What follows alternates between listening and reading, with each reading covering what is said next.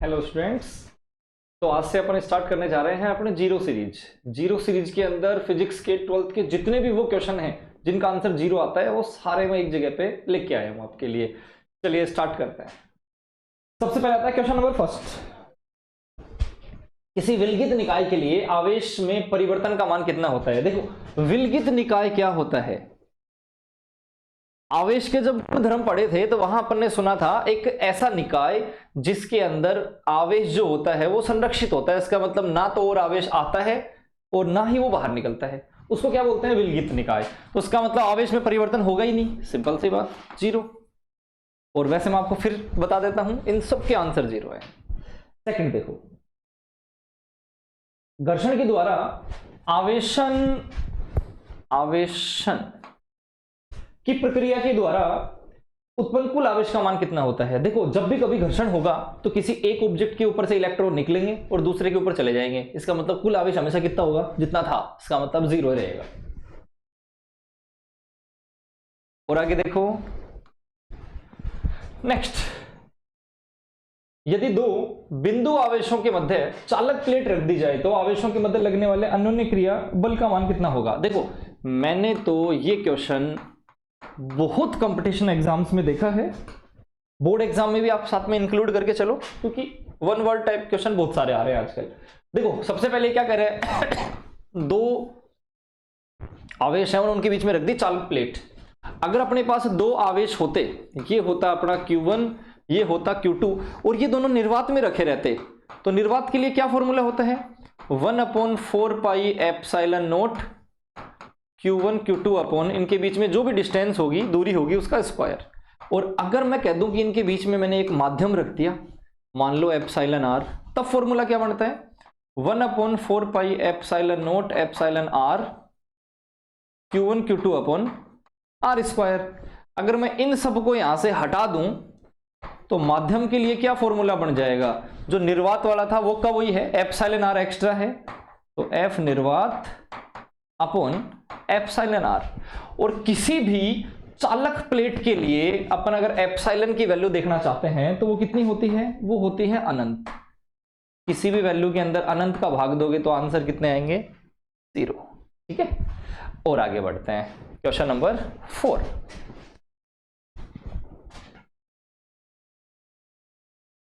दो आवेशों के मध्य लगने वाला अन्योन्य क्रिया बल का मान बताइए यदि वे एक दूसरे से अनंत दूरी पे हों।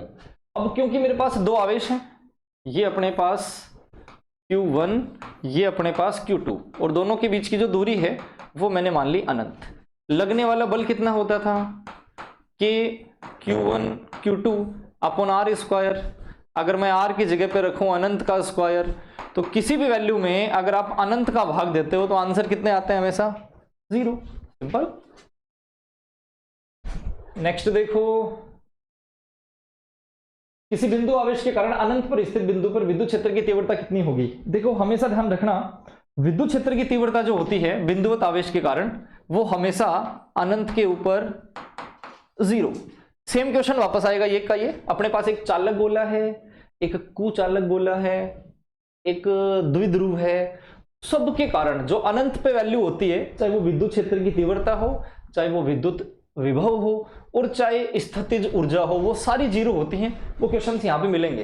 फिर भी अगर आप इसको फॉर्मूले से देखना चाहो तो फॉर्मूले से बिंदुवत आवेश के कारण विद्युत क्षेत्र की तीव्रता का फॉर्मूला होता था KQ upon R square. Same बात अनंत पे है बिंदु, अगर मैं KQ के अपॉन में अनंत का स्क्वायर लगाऊंगा तो वही पहले वाली बात आ गई, फिर से जीरो। नेक्स्ट बढ़े हम आगे, किसी विद्युत द्विध्रुव के लिए कुल आवेश का मान कितना होता है। देखो विद्युत द्विध्रुव का मतलब क्या होता था, ये अगर मेरे पास +6 है तो दूसरा आवेश हमेशा -6 होना चाहिए, तो फिर कुल आवेश कितना होगा, अगर दोनों को आप ऐड करोगे तो +6 -6 हमेशा जीरो आएगा, क्योंकि विद्युत द्विध्रुव की तो प्रॉपर्टी, गुण यही होता है कि दोनों आवेशों का परिमाण बराबर होना चाहिए लेकिन प्रकृति विपरीत होनी चाहिए। नेक्स्ट, ये आया अपने पास, किसी गाउसीय सतह के अंदर एक विद्युत द्विध्रुव रखा हुआ है, उससे निर्गत कुल फ्लक्स बताइए। क्या फ्लक्स का फॉर्मूला आपको ध्यान है, फ्लक्स का फॉर्मूला होता है sigma Q upon epsilon not. अगर मेरे पास कोई गाउसीय सतह होती और उसके अंदर एक द्विध्रुव रखा होता -q प्लस q, तो वही सेम बात, टोटल आवेश कितना होता, जैसे मैं इन दोनों को ऐड करूंगा माइनस का q प्लस का q, तो वैल्यू कितनी आने वाली है, अपॉन में तो वही एप्सिलॉन नॉट पड़ा है, वैल्यू आएगी 0। अगर 0 में मैंने एप्सिलॉन नॉट का डिवाइड दिया, भाग दिया, तो आंसर 0 ही होने वाले हैं। नेक्स्ट देखते हैं, ये आया अपने पास नेक्स्ट क्वेश्चन। वैसे मैं आपको बता दूं, मैं जीरो सीरीज के 150 क्वेश्चन करवाऊंगा 5 से 6 अलग अलग वीडियोस के अंदर, इन सबको देख लेना। 12th क्लास के अंदर ऐसा कोई भी क्वेश्चन नहीं बचेगा जिसका आंसर 0 आता हो और आपको वो तरीका नहीं पता हो, क्योंकि बहुत सारे ऑब्जेक्टिव या फिर छोटे क्वेश्चन आते हैं जिनमें हमें पूछते हैं, हम उनको सोल्व करते हैं, जबकि ये तो कम से कम याद होना चाहिए कि सीधा 0 आएगा। देखो, एक समान विद्युत क्षेत्र को प्रदर्शित करने वाले विद्युत क्षेत्र रेखाओं के मध्य लगने वाला या बनने वाला कोण बताइए। सबसे पहले मैंने कहा कि एक समान विद्युत क्षेत्र क्या होता है, ये देखो, इसको कहते हैं समरूप विद्युत क्षेत्र।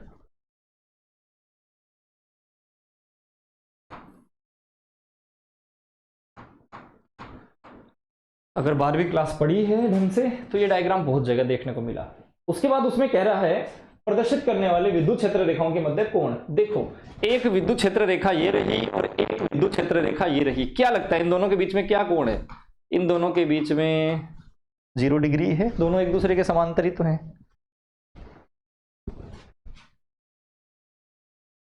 नेक्स्ट, किसी चालक के अंदर विद्युत क्षेत्र की तीव्रता का मान बताइए। किसी भी चालक के अंदर विद्युत क्षेत्र की तीव्रता और विद्युत धारा दोनों ही 0 होते हैं। इसीलिए जब भी अपन कभी तार लेके आते हैं मार्केट से, वायर, तो अपन देखते हैं कि उसके अंदर पतले पतले बहुत सारे वायर हैं, जबकि सोचने वाली बात तो ये थी कि एक मोटा वायर काम में ले लेते। तो मोटा वायर अगर काम में लेते तो सिंपल सी बात थी, मान लो ये एक ही वायर है मेरे पास, एक ही तार है, इसकी यहां भी करंट है, सतह सरफेस पे इसके यहां भी करंट है, अंदर वाले हिस्से में तो करंट ही नहीं होता, और करंट नहीं है तो विद्युत क्षेत्र की तीव्रता कहां से बनेगी? सीधा याद रखना, चालक के अंदर ना तो धारा होती है और ना ही विद्युत क्षेत्र की तीव्रता होती है। नेक्स्ट, एक समान विद्युत क्षेत्र में रखे विद्युत द्विध्रुव पर लगने वाला कुल बल कितना होगा? देखो, फिर से वही बात, ये समरूप विद्युत क्षेत्र और ये विद्युत क्षेत्र के अंदर रखा हुआ है एक द्विध्रुव। अगर मैं कहूं कि ये -q आवेश था तो लगने वाला बल कितना होगा? -QE। और अगर मैं कहूं कि ये +q आवेश था तो लगने वाला बल कितना होगा? +QE। तो फिर बताओ टोटल बल कितना होगा? -QE + QE, दोनों को जोड़ा तो मैंने 0 ही बनेगा, ये सही है। और आगे बढ़ते हैं।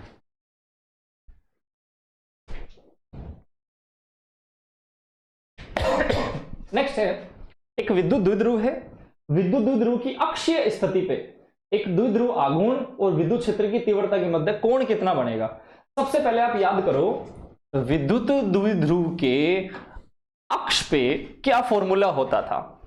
विद्युत द्विध्रुव के अक्ष पे ये फॉर्मूला होता था 2kp/r³। फिर हमने पढ़ा था इसको सदिश रूप में। जब हमने ये सदिश रूप में पढ़ा था तो अपने पास वैल्यू कुछ इस तरह से आई थी, E vector is equal to 2kp/r³। और यहां पे कुछ नहीं था, कुछ नहीं था, इसका मतलब माइनस है। तो क्योंकि दोनों की दिशा सेम है इसीलिए तो कुछ नहीं था यहां पे। अगर दोनों की दिशा विपरीत होती तो यहां माइनस लगता। जैसे अक्ष के ऊपर, अक्ष पे क्या वैल्यू होती थी, सॉरी निरक्ष पे क्या वैल्यू होती थी? निरक्ष पे वैल्यू होती थी kp/r³। और जैसे ही सदिश रूप लगाते थे तो इस पे सदिश लग जाता था, इस पे सदिश लग जाता था और यहां लगता था माइनस। इस माइनस का मतलब क्या था? इन दोनों की दिशा एक दूसरे के विपरीत है। अगर दिशा एक दूसरे के विपरीत है तो ये दोनों एक दूसरे के साथ बनाते हैं 180 डिग्री, जबकि यहां दिशा दोनों की सेम है, तो फिर ये दोनों एक दूसरे के साथ कितने डिग्री बनाएंगे? 0 डिग्री बनाएंगे। सिंपल। और आगे बढ़ते हैं।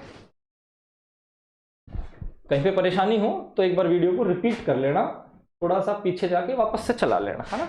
अपन ज्यादा टाइम खराब ना करने के चक्कर में थोड़ा सा फास्ट चल रहे हैं। नेक्स्ट, अनंत दूरी पर स्थित दो आवेशों के मध्य विद्युत ऊर्जा का मान बताइए। सबसे पहले आप मुझे बताओ विद्युत स्थितिज ऊर्जा का फॉर्मूला क्या होता है? विद्युत स्थितिज ऊर्जा का फॉर्मूला होता है के Q1 Q2 अपॉन R। अच्छा, विद्युत बल का क्या होता था वैसे? विद्युत बल का होता था के Q1 Q2 upon R square. थोड़ा ही फर्क है, कोई ज्यादा फर्क नहीं है, ध्यान रखना है। अब ये कह रहा है वापस से दोनों अनंत पे रखे हुए हैं। अगर ये अनंत पे रखे हुए हैं तो मैंने यहां अनंत लिखा, तो फिर के Q1 Q2 को अनंत से भाग दिया, और किसी में भी अनंत का भाग देते हैं तो आंसर कितने आते हैं? आंसर 0 ही आता है इसका। ठीक है यहां तक का? Okay, next. और आगे देखो, एक समान विद्युत क्षेत्र में क्षेत्र रेखाओं की लंबवत एक द्विध्रुव रखा हुआ है, संचित ऊर्जा का मान बताइए। सबसे पहले आप याद करो कि विद्युत स्थितिज ऊर्जा का द्विध्रुव के ऊपर क्या फॉर्मूला होता था? द्विध्रुव के ऊपर स्थितिज ऊर्जा का फॉर्मूला होता था -Pe कोस थीटा, और वो कह रहा है कि लंबवत आपको रख देना है। अगर आप लंबवत रखोगे तो Pe कोस 90 डिग्री, कोस 90 का आंसर 0, तो फिर U is equal to 0। Simple. English medium के सेपरेट पढ़े हैं तो वहां पे आप अलग से प्ले लिस्ट में जाना, आपको सेम क्वेश्चंस इंग्लिश मीडियम के सोल्व मिलेंगे अलग से। ठीक है, नेक्स्ट। किसी बंद सतह में एक द्विध्रुव रखा हुआ है, उसको फ्लक्स बताइए। सेम बात, ये मेरे पास एक बंद सतह है, बंद सतह के अंदर मैंने एक द्विध्रुव रख दिया, -Q +Q, कितने भी दूरी पर रख दो कोई फर्क नहीं पड़ता है। हमें कह रहा है फ्लक्स बताओ। फ्लक्स का फॉर्मूला क्या था? Sigma Q upon epsilon not. Total आवेश कितना होगा? टोटल आवेश 0 ही होगा।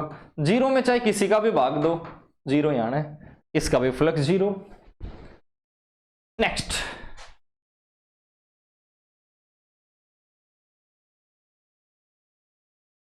क्या था? जादू। हाँ, एक समान रूप से आवेशित गोलीय कोश के अंदर केंद्र पर विद्युत क्षेत्र की तीव्रता, ये तो मैंने पहले ही बता दिया था। अपने पास कोई भी गोला होगा तो उसके केंद्र पे और उसके अनंत पे विद्युत क्षेत्र की तीव्रता हमेशा 0 ही होती है, तो सिंपल 0।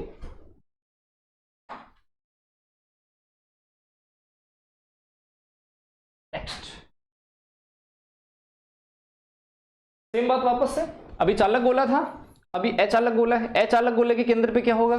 सेम बात, अचालक गोले के केंद्र पे भी 0 ही होगा। अच्छा, और आगे बढ़ते हैं। थोड़ा सा क्वेश्चन बदला। विद्युत क्षेत्र रेखाओं के समांतर स्थित द्विध्रुव पर लगने वाला बल आघूर्ण। सबसे पहले तो मुझे ये बताओ, बल आघूर्ण का फॉर्मूला क्या होता है? बल आघूर्ण का फॉर्मूला होता है tau is equal to Pe sine theta. अच्छा, वैसे इंग्लिश में बताओ उसको क्या पढ़ते हैं? इसको पढ़ते हैं TAU, टाउ। चलो आगे देखते हैं। अपने पास, क्योंकि वो कह रहा है विद्युत क्षेत्र रेखाओं के समांतर रखना है। समांतर का मतलब क्या होगा? समांतर का मतलब थीटा 0 डिग्री। अगर थीटा को 0 करोगे तो फिर बल आघूर्ण भी कितना होगा? 0 ही होगा।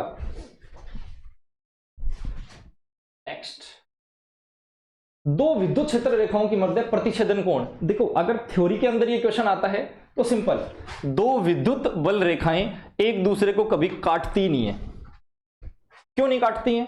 क्योंकि अगर वो काटेंगी तो इनके कटान बिंदु के ऊपर दो दिशाएं प्राप्त होंगी, जो कि संभव नहीं है। इसके लिए दिशा ये आएगी, इसके लिए दिशा ये आएगी। लेकिन फिर भी अगर वो मुझे ये कहे कि नहीं साहब काटेंगी, कोण का मान बताइए, तो अपन कहेंगे इम्पॉसिबल है। और इम्पॉसिबल का मतलब 0 डिग्री होता है। समझ गए? कुछ इस तरह से 0 डिग्री हो सकता है, कभी आगे जाके कट जाए, अभी तो कट नहीं रहा। और वैसे ये समांतर ही होती हैं। नेक्स्ट, बिंदु आवेश के कारण अनंत पर विद्युत विभव, ये भी मैंने स्टार्टिंग में बता दिया था। अनंत के ऊपर विद्युत क्षेत्र की तीव्रता, विद्युत विभव, विद्युत स्थितिज ऊर्जा, बल, चौथा, सब 0 होते हैं। 0 ही आएगा ये भी। ये आया अपने पास नेक्स्ट क्वेश्चन। किसी विद्युत द्विध्रुव के निरक्ष पर स्थित बिंदु पर विद्युत विभव का मान। विद्युत विभव का फॉर्मूला क्या होता था भाई द्विध्रुव के लिए?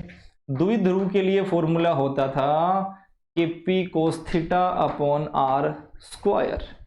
अब वो कह रहा है निरक्ष पर, निरक्ष पर थीटा लगता है हमेशा 90 डिग्री।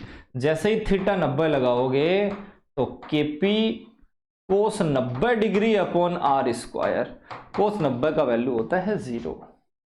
सिंपल। तो जो फर्स्ट अपना सीरीज था उसके अंदर मैंने 20 क्वेश्चन डाले हैं। अगली जो सीरीज आएगी उसमें मैं ये वाले न्यूमेरिकल्स करवाऊंगा, तो जरूर से आप सेकंड पार्ट को देखें, जिसके अंदर कुछ यहाँ पे आवेश रखे रहते हैं और कहता है कि केंद्र के ऊपर कुल बल बताइए, कुल विद्युत क्षेत्र की तीव्रता बताइए। त्रिभुज बना देता है, आवेश रख देता है और कहता है कि कुल बल बताइए, कुल विद्युत क्षेत्र की तीव्रता बताइए। तो मैं तो वो करवाऊंगा जो जीरो आएगा, लेकिन आपको साथ में मेथड भी समझ में आ जाएगा, तो बिना जीरो वाले आंसर भी आप बड़े आराम से कर पाओगे। आज के लिए इतना ही।